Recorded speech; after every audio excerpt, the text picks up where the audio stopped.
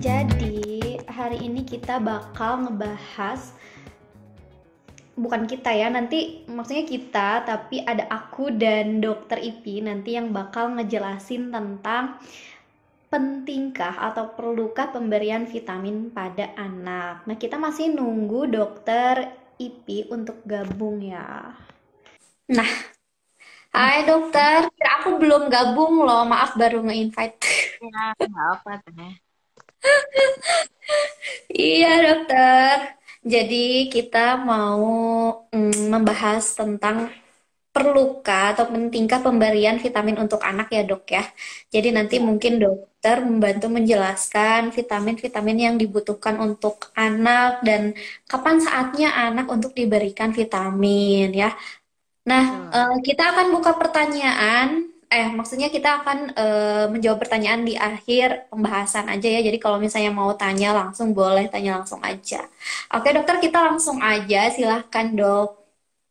Siap. Assalamualaikum Iya. warahmatullahi wabarakatuh. Terima Salam. kasih yang udah nonton di pagi hari menjelang siang pasti pada ngantuk ya. Tapi materi ini bagus banget karena biasanya yang sering ditanyain ya, apakah perlu pemberian vitamin pada anak? Judulnya memang bagus banget, Ibu Pintar, perlukah pemberian vitamin pada anak?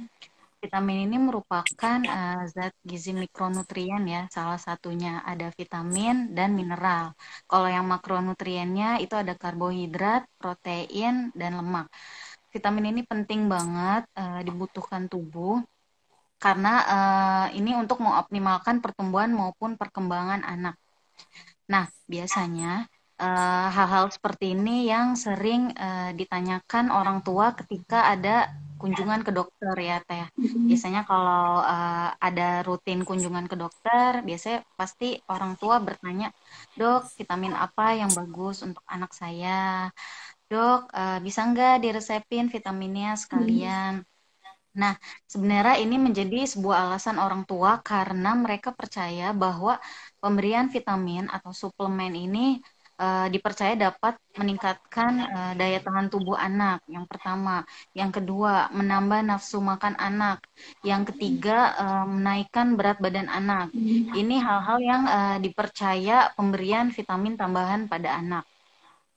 Nah, sebenarnya pada dasarnya saya tahu banget bahwa memang orang tua ingin memberikan yang terbaik untuk anak, mulai dari masalah pertumbuhannya, perkembangannya, masalah kesehatannya. Tapi pemberian vitamin dan mineral ini merupakan suplementasi. Jadi hanya diberikan pada anak-anak dengan kondisi khusus. Kondisi khusus yang dimaksud adalah anak-anak dengan gangguan masalah kesehatan. Entah itu ada defisiensi mikronutrien atau tidak.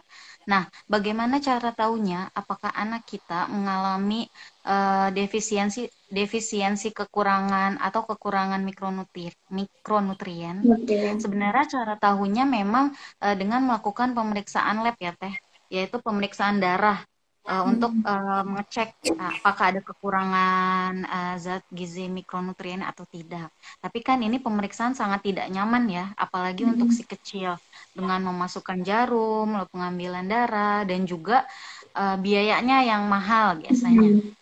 Nah, untuk itu WHO merekomendasikan nih Teh. Jadi pemberian vitamin dan mineral ini direkomendasikan sesuai kondisi negara tersebut.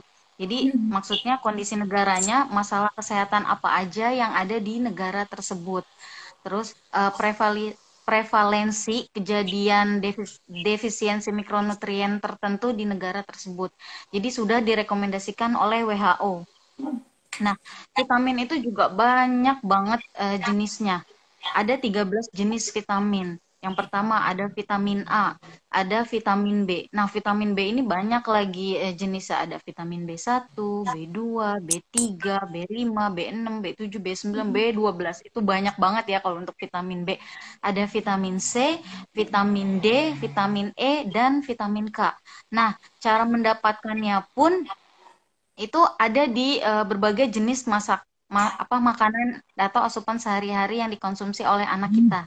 Seperti dari buah, dari sayur-sayuran, maupun dari ikan ataupun protein hewani lainnya. Nah, memberikannya pun itu ada takarannya masing-masing.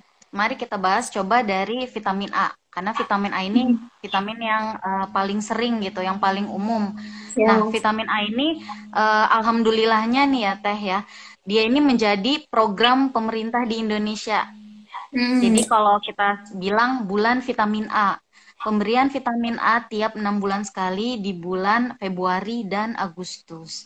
Usianya juga dari usia 6 bulan sampai 59 bulan. Nah, vitamin A fungsinya untuk apa? Vitamin A fungsinya untuk dia menekan angka infeksi pada anak. Misalnya menurunkan angka kejadian diare, terus juga untuk kesehatan kulit, ataupun kesehatan mata yang paling sering gitu. Karena biasanya anak-anak dengan defisiensi vitamin A menyebabkan rabun senja.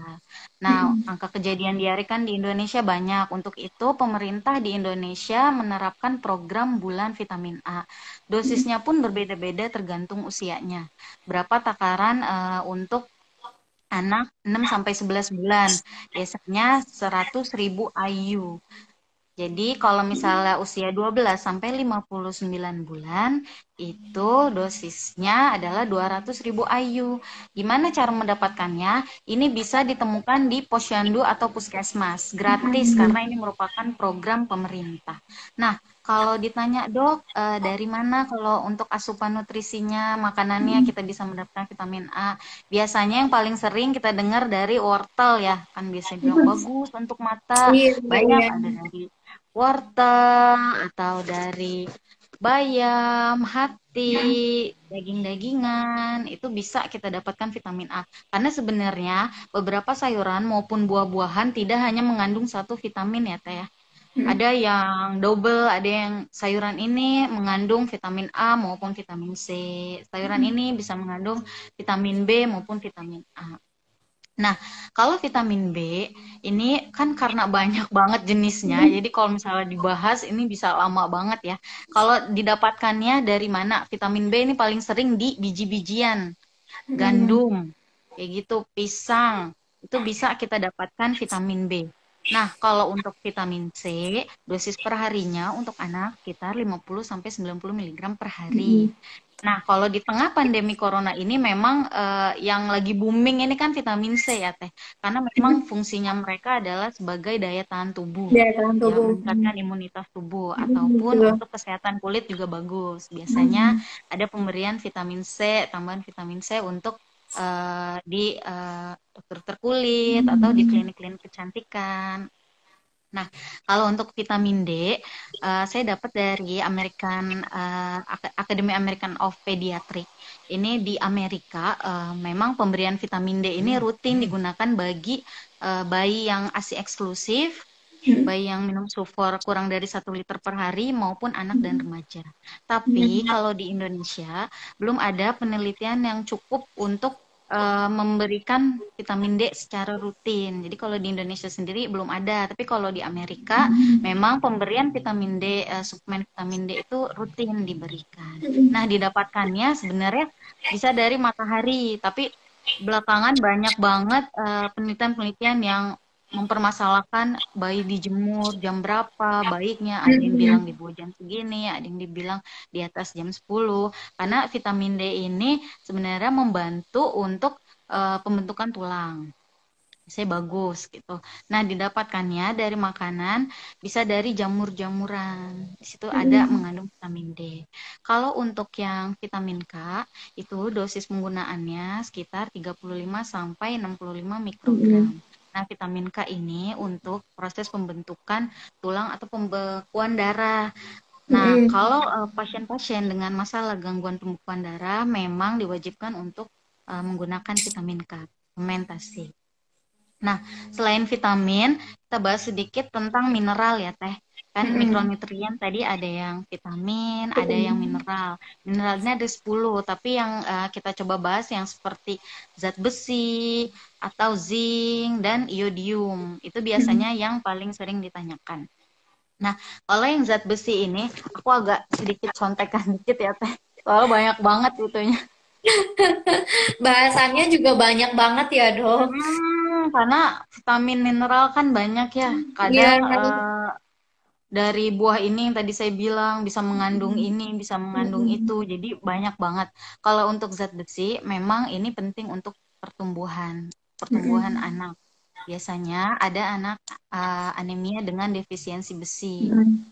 Itu banyak banget kasusnya, tapi kalau di Indonesia yang saya baca itu belum mencapai rate yang dikhawatirkan gitu kalau di Indonesia.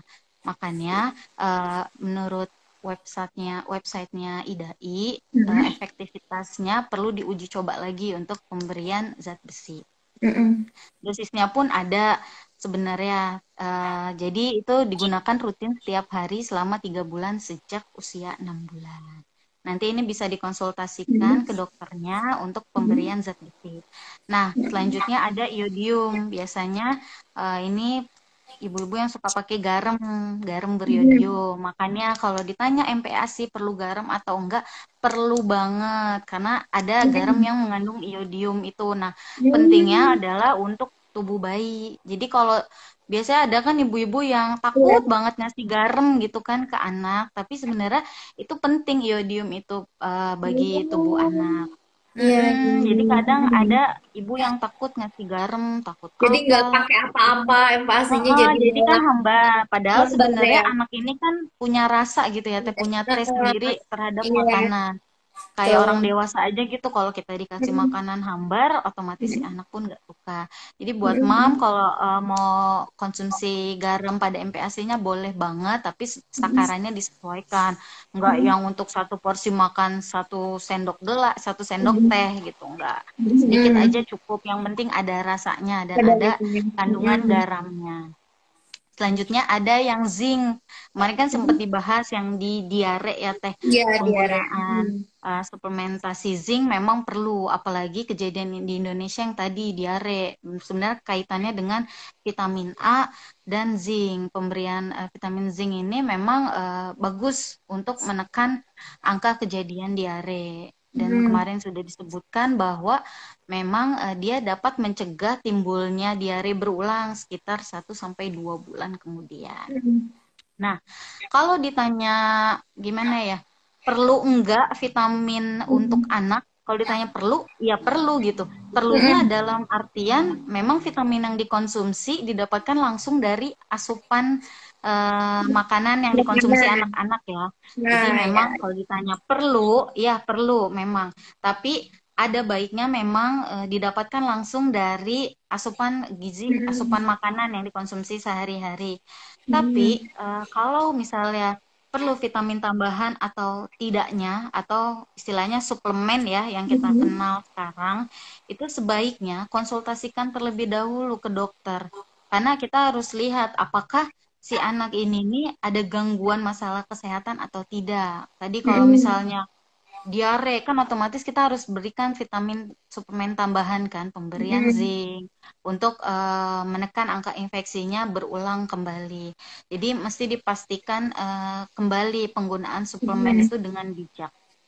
Nah, kapan harus dilakukan, kapan harus kita memberikan vitamin atau suplemen? Nanti kalau di rumah anak-anaknya merasa GTM, kan kadang ibu khawatir ya, dok, takutnya nutrisinya nggak bertambah gitu, karena anak nggak mau makan, atau anak-anak Kurang picky eater yang mencukupi ya, Dok ya. takutnya kan nggak mencukupi. Jadi alih-alih mereka langsung, mending kalau ada yang konsultasi ke dokter. Mungkin ada yang inisiatif membeli Beli sendiri. vitamin suplemen, iya nafsu makan tambahan untuk anak ataupun daya tahan tubuh. Itu kalau misalnya udah ada gangguan-gangguan seperti itu, BB seret, BB yang tidak kunjung naik, ada baiknya memang konsultasi terlebih dahulu ke dokter anak. Apakah memang dibutuhkan suplemen tambahan atau tidak? Karena suplemen yang over atau yang berlebihan itu, vitamin itu juga nggak baik ya. Kan pasti udah ada hukumnya gitu, sesuatu yang berlebihan memang nggak baik. Yang penting cukup gitu buat anak. Tapi selama anak ibu sehat, makan masih mau, terus ngerasa memang gizinya sudah terpenuhi nih oleh asupan makanan. Tapi saya rasa tidak perlu menggunakan vitamin tambahan gitu. Jadi kesimpulannya memang tadi bisa kita konsumsi vitamin di luar suplemen itu bisa dapatkan dari asupan makanan yang biasa Makanannya dikonsumsi langsung. anak-anaknya. Oke. Bisa dari buah-buahan ataupun Hmm. sayuran maupun protein hewani seperti ikan, telur, daging Hmm. gitu. Jadi Hmm. penggunaannya juga secara bijak dengan Hmm. konsultasi terlebih dahulu oleh dokter. Hmm. Jadi gitu tentang pemberian. Sebenarnya Oke. agak banyak sih, nggak hanya vitamin mineral juga, ada juga yang Hmm. eh, tentang DHA. Tadi kan ini ada yang nanya Iya. nih, EPA, AA. Iya. Iya, dokter langsung jawab aja kali ya, dok ya. Boleh. Bahasannya udah selesai. Atau kita mau Mm-mm. langsung ke pertanyaan aja? Boleh, boleh. Mm. Nah, ada yang tanya dari Mam Ratih, dok kalau vitamin zat besi, maksudnya Maksudnya? maksudnya boleh atau enggaknya atau gimana ya? Iya, ya Untuk maksudnya. apa mungkin Kalau fungsinya gitu ya? Mm-mm. Kalau zat besi memang fungsinya adalah untuk pertumbuhan dan perkembangan otak, untuk Mm. meningkatkan daya tahan tubuh. Biasanya ini harus konsultasi terlebih dahulu kepada dokter, karena harus dilakukan pemeriksaan. Misalnya anak-anak dengan berat badan stuck atau berat badan nggak naik, berat apa GTM, picky eater, ini harus dicari tahu dulu nih solusinya apa, gitu, permasalahannya apa, bukan mencari jalan pintas dengan memberikan vitamin atau suplemen tambahan. Jadi Mm. orang tua selalu menganggap vitamin maupun suplemen itu jalan pintas. Gak hanya orang tua, saya pun pernah Iya. mengalaminya gitu. Saya pernah maksudnya menggunakan jalan pintas gitu, anak nggak mau makan atau apa, udah pengen buru-buru, aduh pengen kasih vitamin aja, apa sih vitamin yang bagus buat nambah nafsu makan, padahal Iya, iya, pada betul. penelitian itu apa sih tidak ada perbedaan yang signifikan teh antara anak-anak yang dikasih multivitamin dengan anak yang Mm. tidak. Jadi sebenarnya Mm. nggak signifikan. Jadi kalau misalnya untuk pemberian vitamin zat besi, mestinya dikonsulkan dulu kepada dokternya apakah Mm. memang anak ini membutuhkan zat besi atau tidak yang berupa Mm. suplemen ya teh. Gitu. Lanjut dok, Dok, ada mau pertanyaan lagi. tanya Mm. kalau DHA for baby gimana? DHA itu ada di dalam ASI. Kalau anaknya masih ASI eksklusif merupakan makanan terbaik untuk anak. Mm. Jadi emang bagus DHA. Bagus dari ASI. Kalau misalnya babynya masih ASI, lanjutkan ASI-nya. Gitu. Lebih baik konsumsi ASI gitu ya. Bukan berarti Mm. saya nggak pro to for gitu. Enggak. Maksudnya Mm. ASI itu merupakan makanan terbaik untuk anak dan Untuk mengandung DHA tinggi. mm-mm. Nah, terus dokter pernah dengar kan ada vitamin yang bentuknya permen atau jelly ya? Mm-mm. Nah, Mm-mm. itu sebenarnya kandungannya gimana, dok? Boleh dikonsumsi? Apa sangat Mm-mm. berpengaruh atau gimana, dok? Mm-mm. Mm. Nah, kalau yang apa kayak jelly atau apa sih permen Permen. gitu kan, Mm. otomatis mom harus lihat dulu nih kandungan di dalam vitaminnya tuh apa aja. Kan ada Mm. yang vitamin, ada multivitamin. Kalau Mm. multivitamin itu dia mengandung banyak vitamin, jadi mesti dilihat Mm. dulu nih eh, vitaminnya apa aja yang ada di dalamnya. Tapi kalau dibilang apakah perlu konsumsi setiap hari kan tadi saya sudah jelaskan. Untuk pemberian vitamin atau suplemen ini kan dasarnya adalah apakah anak itu mengalami kekurangan Mm. mikronutrien tersebut. Jadi nggak ada baiknya sih konsultasi terlebih dahulu sih ke dokter. Saya juga nggak berani sih kalau bilang eh ntar dicecer sama merek dagang atau apa gitu Iya, ya. Jadi iya, iya. lebih baik konsultasi ke dokter dulu. Mm. Mau dibawa obatnya vitaminnya ke dokter boleh. Misalnya, dok, saya punya vitamin ini nih, kandungannya ini, bagus nggak? Selama masih Mm. bisa makan makanan yang mengandung nutrisi yang baik, mengandung berbagai macam vitamin, Mm. lebih baik konsumsi makanan aja yang penuh gizi Mm. gitu maksud saya. Mm. Oke. Ada lagi dok. Tadi dari balasan dari masih Mom Rati. Mm-mm. Tanda-tanda kalau anaknya butuh Tanda-tanda. tambahan zat besi dok sebelum kita konsul ke dokter Mm-mm. anak gimana? Ya, tadi kan udah dijelasin ya, biasanya Mm-mm. kaitannya kepada kurangnya anak zat besi itu nama penyakitnya anemia defisiensi besi. Nah, Mm-mm. ini biasanya ya Teh ya, anaknya ini BB-nya bisa stuck di situ aja. Jadi kadang Mm. BB tuh keret gitu, nggak naik 2 sampai 3 bulan. Kan kalau di buku Pink itu ada standar berapa gram, berapa tiap bulannya gitu harus berapa gram. Misal dari 1 ke 2 bulan harus naik 500, 2 sampai sini harus naik 500. Makin tinggi anak yang sudah MPASI, kenaikannya memang bukan berkurang, tapi bukan berkurang dalam artian BB-nya seret kalau anak-anak yang bagus sebenarnya. Tapi Mm-mm. kenaikannya jumlahnya lebih kecil. Misalnya yang tadinya Mm-mm. 500 anak-anak dengan ASI eksklusif ataupun SUFOR belum kena MPASI. Selanjutnya setelah MPASI biasanya sekitar naiknya 200, 300 per bulan.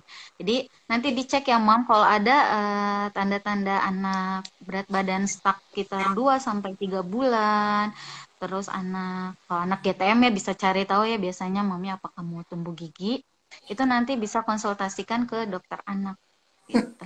Apakah butuh zat besi atau tidak? Biasanya nanti akan ada pemeriksaan darah yang dilakukan oleh dokternya. Nanti dilihat kandungannya.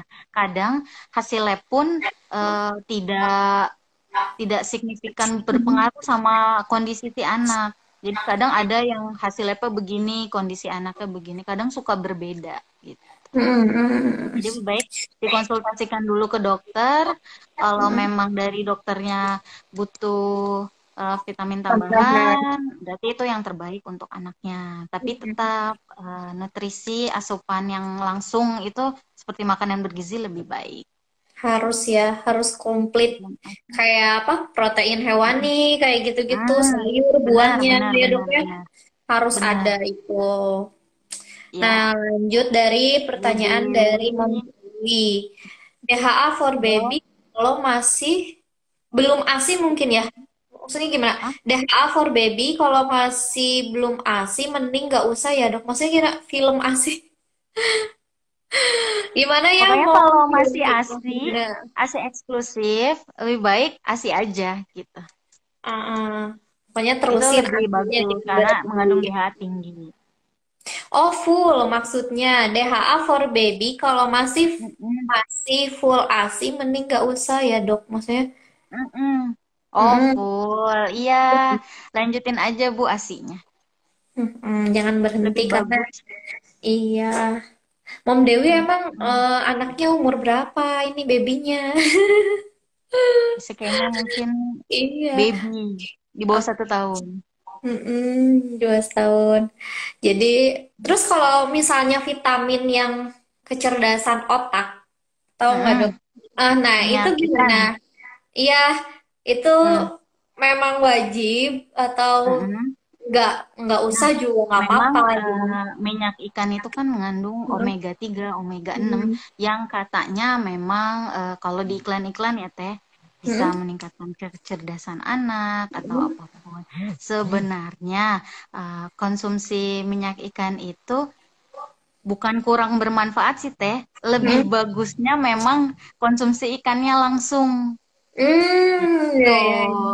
Lebih Balik lagi bagusnya. ke makanannya Mm-mm. ada yang Benar. bagus. Sebenarnya hasilnya juga tadi nggak ada perbedaan antara anak yang minyak ikan dengan ikan, tapi lebih bagus memang langsung ikannya langsung.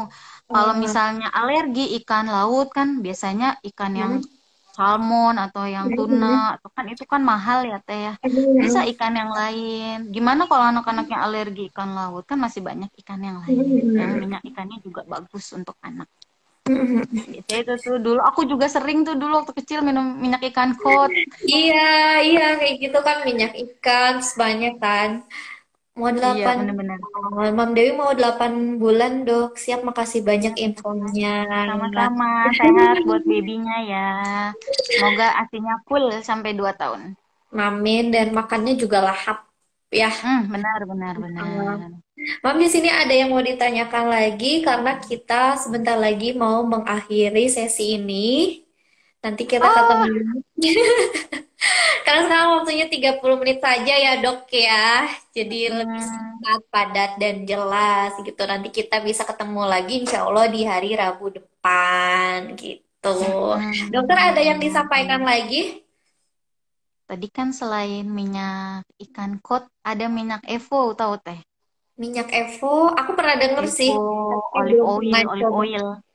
Oh iya Olive iya iya. oil yang suka ditambahkan di dalam makanan pendamping ASI. Oh iya iya, tahu tahu tahu. Ya Iya kan, iya. itu Evo, Elo, Oh yang itu itu. kan minyak ya. Sebenarnya memang Mm-mm. itu tinggi akan omega 3 omega 6 DHA atau EPA. Tapi sebenarnya ternyata ada beberapa penelitian yang bilang yang lebih tinggi itu minyak canola atau minyak kedelai. Minyak Jadi canola.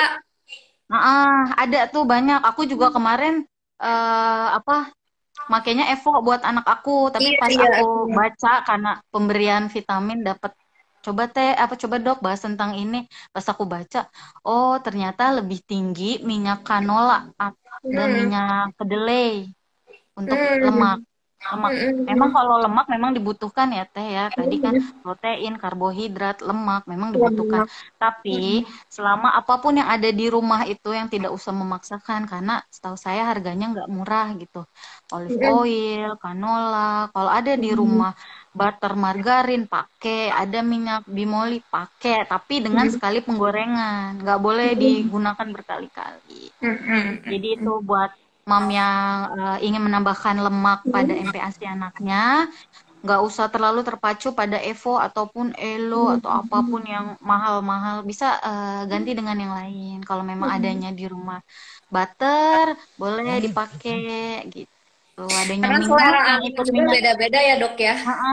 Iya, takutnya kan dipaksakan untuk oh harus Iya. have Evo aja nih karena mam ini pakai Evo gitu. Jadi kayaknya aku ikutan juga deh. Lebih baik nggak usah dipaksakan gitu. Yang ada di rumah aja dipakai. Oke. Oh, Mam Dewi pakai canola. Benar, Ye. benar, benar. Sudah tepat dari pemberiannya ya. Benar, benar. Aku berarti nanti pelajaran pakai canola. Ternyata dia lebih tinggi gizinya daripada si Evo. Hmm, oke, berarti itu tips-tips dari dokter. Kita udah dapat ilmunya. Tadi ada sedikit tips Hmm, tentang MPASI untuk babynya juga. Penting banget ya mm-mm. ini moms untuk diketahui vitamin-vitamin anak itu jenisnya apa aja dan jangan lupa untuk konsul dulu ke dokter ya sebelum memberikan vitamin itu sih. Benar, karena banyak banget kan sekarang merek vitamin teh. Banyak Banyak banget. banget, jadi nggak apalen, mesti dilihat dulu kandungannya apa di Iya, dalamnya. iya. Tuh. Nah, terima kasih yang udah gabung semuanya. Insya Allah nanti hari Rabu depan kita ketemu lagi ya. Jangan Iya, sampai terima kasih banyak, dilewatkan Teh live Eka. kita ini. Terima kasih dokter ilmunya. Terima kasih Iya, semuanya. Assalamualaikum. Assalamualaikum, Waalaikumsalam.